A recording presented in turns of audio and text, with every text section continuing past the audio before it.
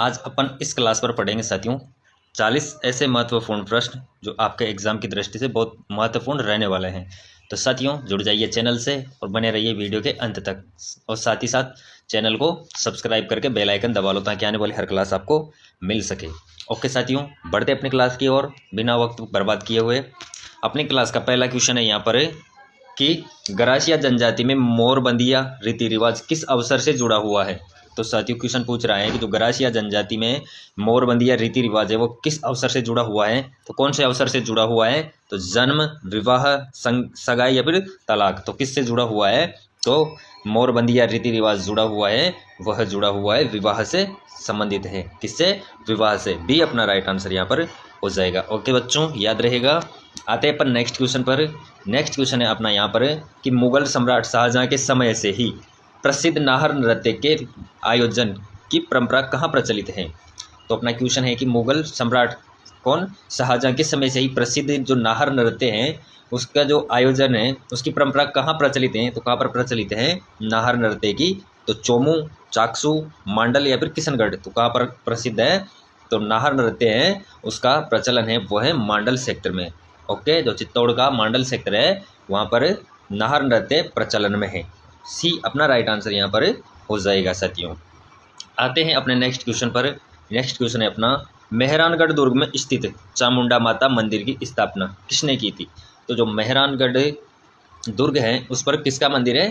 चामुंडा माता का मंदिर। क्वेश्चन ऐसे भी पूछ सकता है कि चामुंडा माता का मंदिर कौन से दुर्ग पर स्थित है। तो कौन से पर हो जाएगा? मेहरानगढ़ दुर्ग पर। परंतु अपना क्वेश्चन है कि जो मेहरानगढ़ दुर्ग में स्थित चामुंडा माता का मंदिर है उसकी स्थापना किसने की थी। तो देखते हैं राव कल्याणमल, राव जोधा, महाराज अजीत सिंह या फिर दुर्गादास। तो अपना राइट आंसर क्या होगा बच्चों? यहाँ पर अपना राइट आंसर हो जाएगा बी, राव जोधा की जो चामुंडा माता मंदिर की स्थापना की गई वो की गई राव जोधा के द्वारा। ओके, नेक्स्ट क्वेश्चन है अपनी क्लास का यहाँ पर कि भारतीय प्राचीन लिपिमाला के प्रसिद्ध लेखक हैं। तो भारतीय प्राचीन लिपिमाला है उसके प्रसिद्ध लेखक कौन हैं? तो देखते हैं रामकरण आसोपा, विश्वेश्वरनाथ रेऊ, मुनि जिनविजय या फिर गौरीशंकर हीराचंद ओझा। तो अपना राइट आंसर क्या होगा यहाँ पर? अपना राइट आंसर हो जाएगा साथियों कि जो भारतीय प्राचीन लिपिमाला के लेखक हैं वो हैं गौरीशंकर हीराचंद ओझा। तो डी अपना राइट आंसर इस क्लास का हो जाएगा।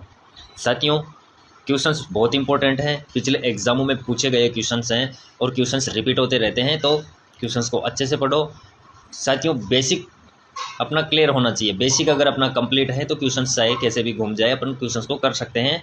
तो बेसिक पर ध्यान दो और क्वेश्चंस को अच्छे से याद रखो।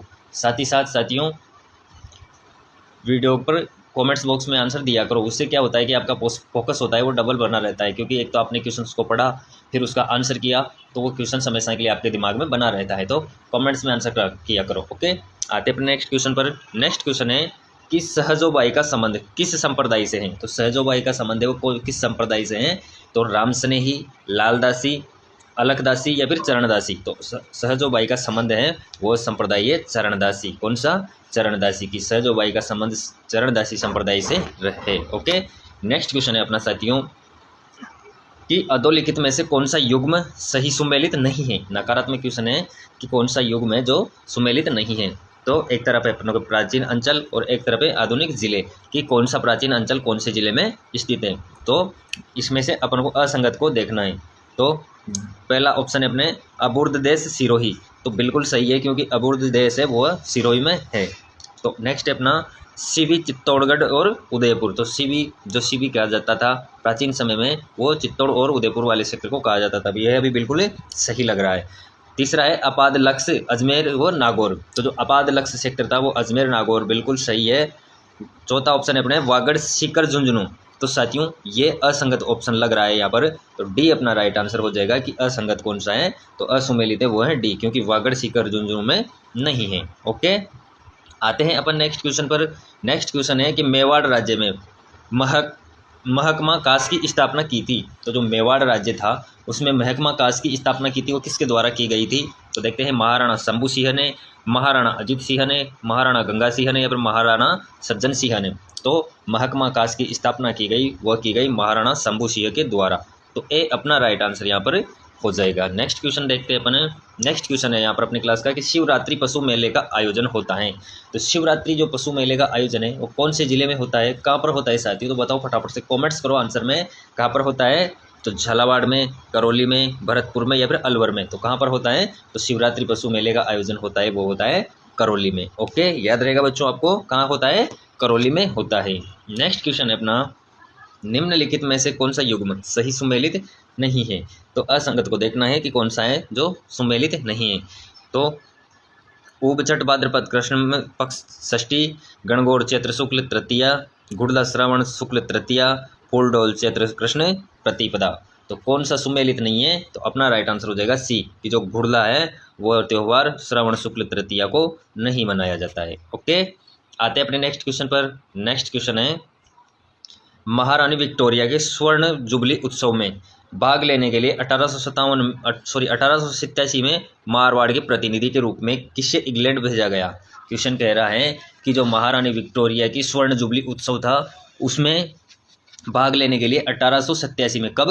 1887 में मारवाड़ के कौन से प्रतिनिधि थे जिनको मारवाड़ के प्रतिनिधि के रूप में इंग्लैंड भेजा गया था? तो देखते हैं, विजय सिंह, कल्याण सिंह, जसवंत सिंह या फिर प्रताप सिंह। तो अपना राइट आंसर हो जाएगा डी, प्रताप सिंह। जो प्रताप सिंह थे उनको 1887 में मारवाड़ के प्रतिनिधि के रूप में इंग्लैंड भेजा गया था महारानी विक्टोरिया के स्वर्ण जुबली उत्सव में। ओके, याद रहेगा साथियों, अच्छा क्वेश्चन है, दिमाग में रखो, ऐसे क्वेश्चंस पूछ लेता है एग्जामिनर, तो क्वेश्चंस को अच्छे से पढ़ते हुए ध्यान में रखो। ओके, नेक्स्ट क्वेश्चन पर आते हैं अपन। वह है यहाँ पर अपना कि किस वर्ष राजस्थान सेवा संघ की स्थानांतरण अजमेर हुआ? अच्छा, क्वेश्चन कह रहा है कि किस वर्ष राजस्थान सेवा संघ था उसका स्थानांतरण कहाँ पर अजमेर में हुआ? तो 1918, 1919, 1920 या फिर 1921। तो कब हुआ स्थानांतरण अजमेर में? तो अपना राइट आंसर हो जाएगा सी, कब हुआ? 1920 में। अपना राइट आंसर क्या हो जाएगा? 1920 की जो राजस्थान सेवा संघ का स्थानांतरण हुआ अजमेर में वो कब हुआ? 1920 में हुआ। ओके, बढ़ते हैं अगले क्वेश्चन पर। अलवर के किस शासक के समय नेमोचाणा कांड हुआ? तो साथियों, जो नेमोचाणा कांड हुआ था वो अलवर के किस शासक के समय हुआ? तो महाराजा फतेह सिंह, महाराजा बन्ने सिंह, महाराजा विजय सिंह या फिर महाराजा जय सिंह। तो अपना राइट आंसर यहाँ पर हो जाएगा डी, महाराज जय सिंह। जो महाराज जय सिंह थे अलवर के शासक, उनके समय इस नेमोचाणा कांड हुआ था। याद रखना साथियों, अच्छा क्वेश्चन है। नेक्स्ट क्वेश्चन पर आते हैं साथियों, जवाहरलाल नेहरू की अध्यक्षता में अखिल भारतीय देशी राज्य लोक परिषद का 7वां अधिवेशन कहाँ आयोजित हुआ? तो जवाहरलाल नेहरू की अध्यक्षता में, किसकी अध्यक्षता में? जवाहरलाल नेहरू की अध्यक्षता में अखिल भारतीय देशी राज्य लोक परिषद का जो 7वां अधिवेशन हुआ था उसका आयोजन हुआ, वो कहाँ पर हुआ? तो उदयपुर, जयपुर, जोधपुर, अजमेर। तो कहाँ पर हुआ? तो वह हुआ उदयपुर में। तो ए अपना राइट आंसर यहाँ पर हो जाएगा।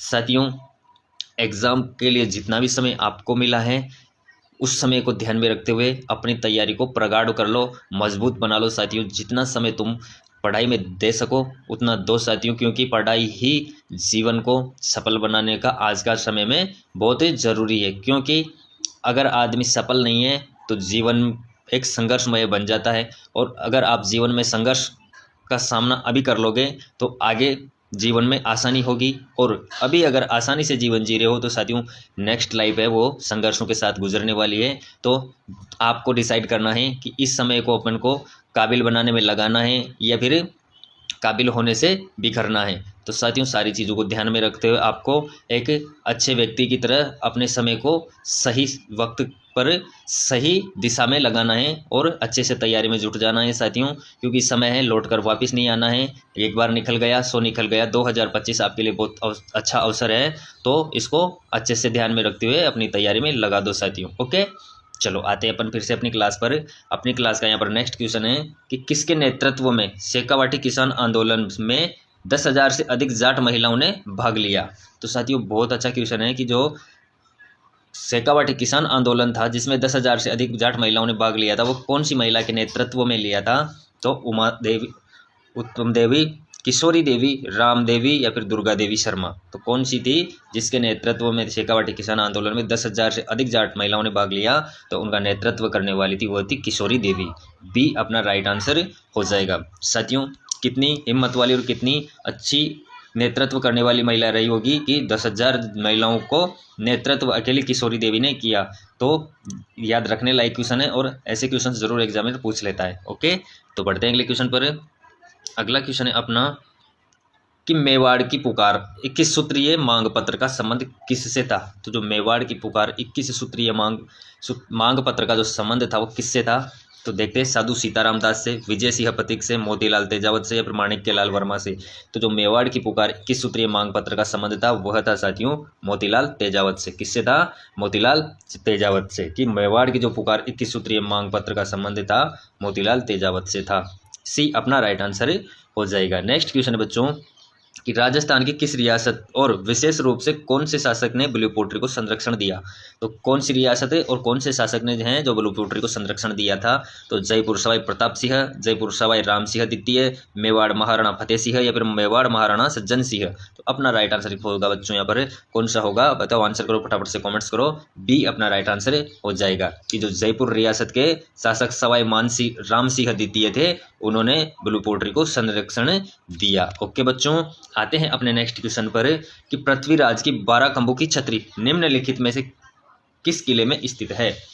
तो पृथ्वीराज थे उनकी छतरी बनी हुई है वह कौन से किले पर बनी हुई है और यह छतरी है कितने खंभों की छतरी है साथियों, यह छतरी है 12 खंभों की। साथियों क्वेश्चंस को ऊपर नीचे कैसे भी घुमा के पूछ सकता है तो अच्छे से याद रखना है कि जो पृथ्वीराज की 12 खंभों की छतरी थी वो कौन से किले पर स्थित है।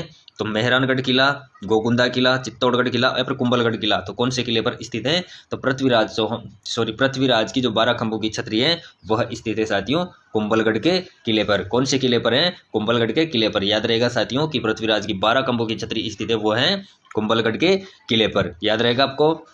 नेक्स्ट क्वेश्चन है बच्चों कि कथौड़ी जनजाति मुख्यतः किस जिले में पाई जाती है। तो कथौड़ी जनजाति है वह मुख्यतः कौन से जिले में पाई जाती है। तो देखते हैं डूंगरपुर, बांसवाड़ा, उदयपुर या फिर कोटा। तो कौन से जिले पर पाई जाती है कथौड़ी जनजाति। तो साथियों कथौड़ी जनजाति पाई जाती है मुख्य रूप से वो पाई जाती है उदयपुर सेक्टर में। सी अपना राइट आंसर हो जाएगा। उदयपुर जिला है उस पर सर्वाधिक कथौड़ी जनजाति मुख्य रूप से पाई जाती है। आते हैं अपन नेक्स्ट क्वेश्चन पर। नेक्स्ट क्वेश्चन है अपना यहाँ पर कि राजस्थान मूल के प्रख्यात शास्त्रीय वादक राम नारायण तथा सुल्तान खां का संबंध किस वाद्य यंत्र से है। तो क्वेश्चन अपना है यहाँ पर कि राजस्थान मूल के यानी कि राजस्थान के निवासी के प्रख्यात शास्त्रीय वादक राम नारायण तथा सुल्तान खां का संबंध किस वाद्य यंत्र से है। तो ये दोनों ही कौन से वाद्य यंत्र से संबंध रखते थे। तो देखते हैं कमायचा, सितार, सारंगी, तबला। तो अपना राइट आंसर क्या होगा बच्चों कि जो रामनारायण तथा सुल्तान खां का संबंध था वह था सारंगी से। ये किस वाद्य यंत्र को बजाते थे। तो यह बजाते थे सारंगी को। तो सारंगी अपना राइट आंसर यहाँ पर हो जाएगा सी। ओके साथियों, बढ़ते हैं अपने अगले क्वेश्चन पर। साथियों साथ ही साथ आप जितने भी विद्यार्थी चैनल से नए जुड़े हैं वो चैनल को सब्सक्राइब कर लो और बेल आइकन को दबा लो ताकि आने वाली क्लास का नोटिफिकेशन आपको मिल सके और क्लास का आप सबको फायदा मिल सके। ओके बच्चों, और साथियों आपको 2 क्लास यहाँ पर डेली की मिल रही है और जिन विद्यार्थियों को सब्जेक्ट वाइज क्लास चाहिए वो प्लेलिस्ट में जाकर क्लास देख सकता है। ओके, नेक्स्ट क्वेश्चन है अपना कि जय सिंह द्वितीय के ने निम्न में से किस जगह वेधशाला नहीं बनवाई। तो जय सिंह द्वितीय थे उन्होंने कौन सी जगह है जहाँ पर वेधशाला का निर्माण नहीं करवाया। तो देखते हैं दिल्ली, आगरा, मथुरा, उज्जैन। तो कहाँ पर नहीं करवाया।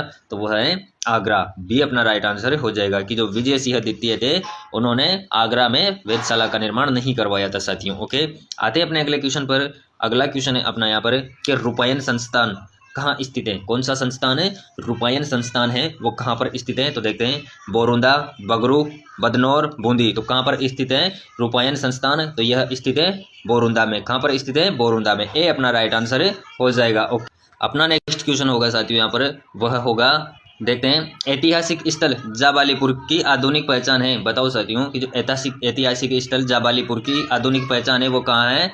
तो जालोर, सिरोही, नागौर, जैसलमेर। तो अपना राइट आंसर क्या होगा कि जो ऐतिहासिक स्थल जाबालीपुर है उसकी आधुनिक पहचान कहाँ से है। तो वह जालोर से। ए अपना राइट आंसर यहाँ पर हो जाएगा। नेक्स्ट क्वेश्चन होगा साथियों अपना यहाँ पर वह है कि अधोलिखित में से कौन सा युग्म असंगत है। साथियों एक तरफ अपन को देखने को मिल रहा है यहाँ पर लोक देवता और एक तरफ मिलेंगे मुख्य तीर्थ स्थल। तो कौन से देवता का तीर्थ स्थल कहाँ पर है। तो वो दिया हुआ है परंतु एक ऐसा है जो असंगत है यानी कि एक ऑप्शन है गलत है। तो अपन को वह देखना है। तो देखते हैं कि तेजाजी पर्वतसर नागौर, देवनारायण जी आसिंद भीलवाड़ा, बाबूजी कोलू गांव पलोदी, तल्लीनाथ जी, कतरियासर, बीकानेर। तो कौन सा असंगत है साथियों? यहाँ पर असंगत है डी की तल्लीनाथ जी, कतरियासर, बीकानेर में नहीं है। ओके, याद रहेगा साथियों अच्छे से। चलो बढ़ते हैं अगले क्वेश्चन की ओर। अगला क्वेश्चन है अपना यहाँ पर कि निम्नलिखित में से किस एक जिले में गोडवाड़ी बोली बोली जाती है? तो बताओ साथियों कौन सा जिला है जिस पर गोडवाड़ी बोली बोली जाती है? तो जालोर, जैसलमेर, डूंगरपुर, अजमेर। तो कौन सा जिला है? तो अपना राइट आंसर हो जाएगा जालोर। ए अपना राइट आंसर इस क्वेश्चन का हो जाएगा कि गोडवाड़ी बोली बोली जाती है, वो बोली जाती है जालोर जिले के अंदर। ओके, आते हैं अपने नेक्स्ट क्वेश्चन पर। नेक्स्ट क्वेश्चन कह रहा है अपना यहाँ पर कि कलाओं के प्रोत्साहन के लिए 1857 ईस्वी में Maharaja school of arts and crafts की स्थापना की थी। तो बताओ साथियों जो कलाओं के लिए प्रोत्साहन के लिए यानी कि कला के प्रोत्साहन के लिए कब 1857 ईस्वी में किसके द्वारा की गई? तो कौन सी? Maharaja school of arts and crafts की स्थापना की गई, वो किसके द्वारा की गई? तो देखते हैं साथियों, सवाई जय सिंह ने, सवाई राम सिंह द्वितीय ने, सवाई माधो सिंह प्रथम ने, या फिर सवाई प्रताप सिंह ने। तो किसने की गई? तो Maharaja school of arts and crafts की स्थापना की थी, वह की थी सवाई राम सिंह द्वितीय ने। किसने की थी? सवाई राम सिंह द्वितीय ने। कब की साथियों? 1857 में। कब की? 1857 में। Okay, Maharaja school of arts and crafts की स्थापना सवाई राम सिंह द्वितीय ने की। याद रहेगा आपको अच्छे से। अच्छा क्वेश्चन था साथियों। अगला क्वेश्चन है अपना कि राजस्थान की किस चित्रशैली में नारियों को शिकार करते हुए दर्शाया गया है? तो साथियों ऐसी कौन सी चित्रशैली थी राजस्थान की जिसमें किनको? नारियों को यानी कि जो औरतें हैं उनको शिकार करते हुए दर्शाया गया है। तो किस शैली में दर्शाया गया है? तो बीकानेर चित्रशैली में, जयपुर, कोटा, अलवर। तो कौन सी चित्रशैली थी वह? तो वह थी कोटा। सी अपना राइट आंसर हो जाएगा कि जो कोटा चित्रशैली है उसमें नारियों को शिकार करते हुए दर्शाया गया है साथियों। नेक्स्ट क्वेश्चन अपना वह है यहाँ पर कि निम्न में से किसे भूदान और कूपदान कार्यक्रमों में उनकी सक्रिय भागीदारी के कारण भारत सरकार ने 1956 में पद्म विभूषण से सम्मानित किया? तो अच्छा क्वेश्चन है साथियों कि कौन थे जिनको भूदान और कूपदान कार्यक्रम में सक्रिय भागीदारी के कारण भारत सरकार ने कब? 1956 में किससे पद्म विभूषण से सम्मानित किया? तो वह कौन थे साथियों?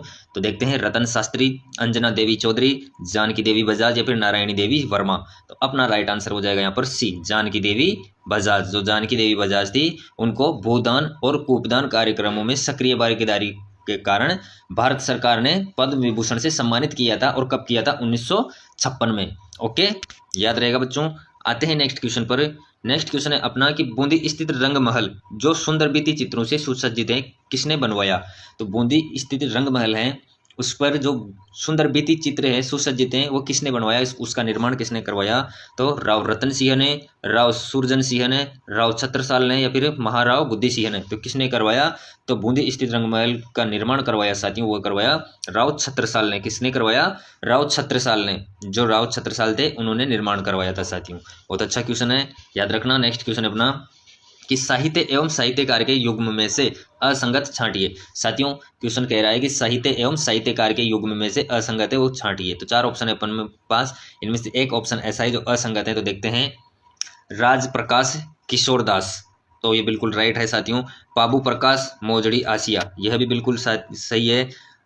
अमरसार पंडित विद्या जीवाधर एवं राजवल्लभ महाराणा कुंभा। तो अपनों को असंगत लग रहा है साथियों, वो है राजवल्लभ महाराणा कुंभा। जो साहित्य है वो किसने नहीं लिखा? राजवल्लभ साहित्य महाराणा कुंभा ने नहीं लिखा था साथियों। तो असंगत अपना डी हो जाएगा।